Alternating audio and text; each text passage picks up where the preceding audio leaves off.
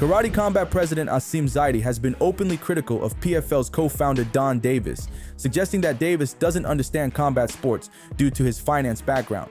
Despite Davis listening to criticism and making adjustments, such as granting Bellator champion Patricio Freire's release, ZAIDI believes Davis should stay behind the scenes and let someone knowledgeable about fighting take the spotlight.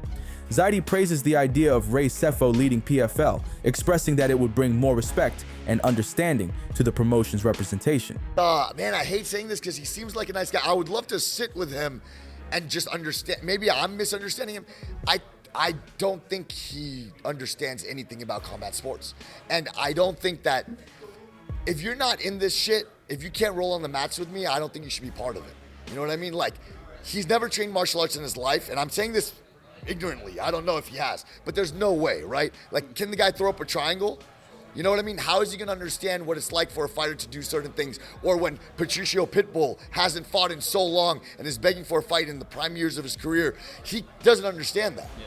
He comes from a finance background, which is wonderful, but stay in the background then and put Ray SEFO in front. Imagine this. Please imagine this for a moment. Imagine if Ray SEFO was president. It would be really respectable. It would be unbelievable. Like, how can you say anything bad about Ray SEFO? Put Don Davis in the background. He handles whatever back there. He's a finance guy. Great. But hearing him talk about fighters and fighting, it doesn't even sound like he watches fights. So I'm not impressed by him. I'm not impressed by what he says.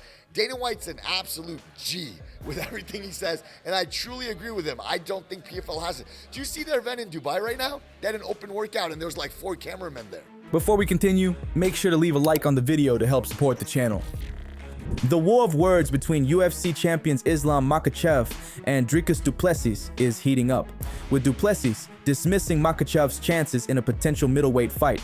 Makhachev believes he has the keys to victory, despite du Plessis' claims of overpowering him, and is considering a move to middleweight, especially given his apprehension about facing teammate Belal Muhammad at welterweight. In an interview, du Plessis said, he trains with 185ers in his gym, but there's only one world champion. So kudos to him, but it doesn't really matter because I'll overpower him in any situation. I know he walks around heavy, but I walk around heavy. He's a big lightweight, I'm a big middleweight. There's a big difference there.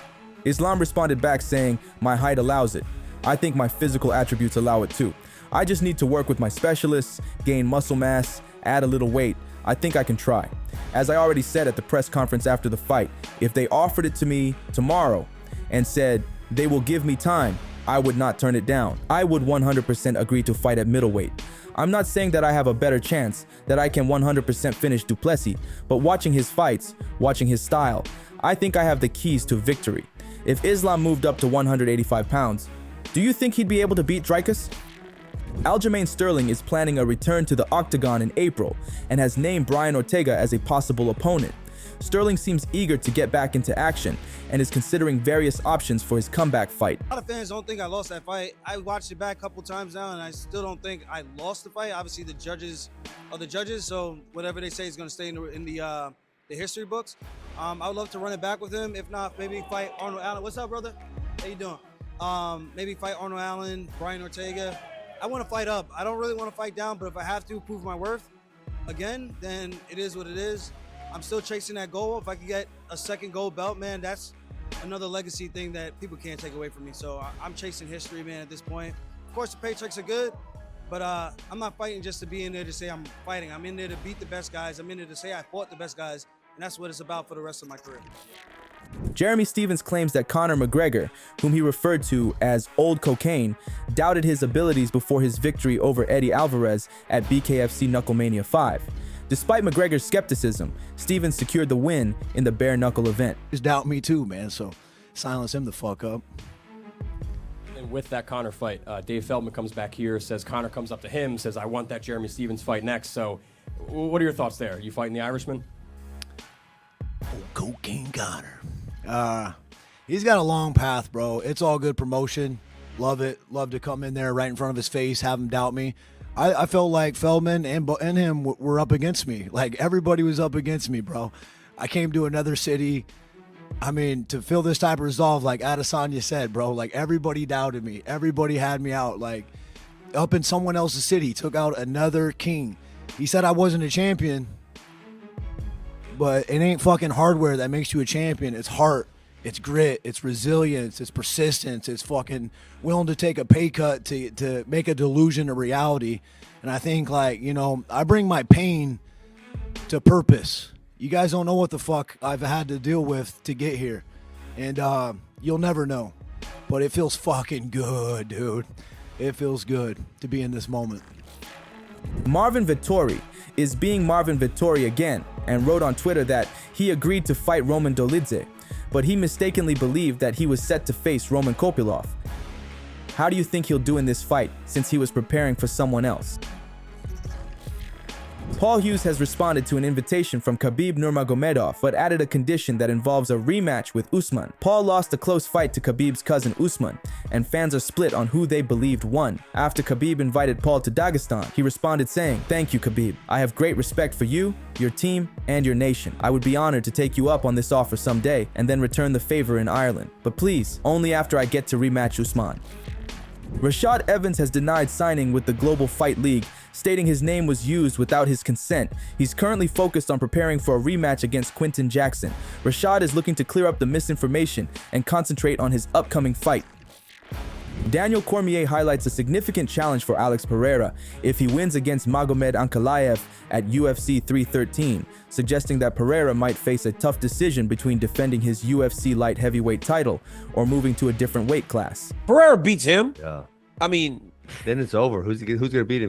who's gonna beat him? Yeah. He fought number 8 Khalil Roundtree last time because there was nobody else to fight. Yeah.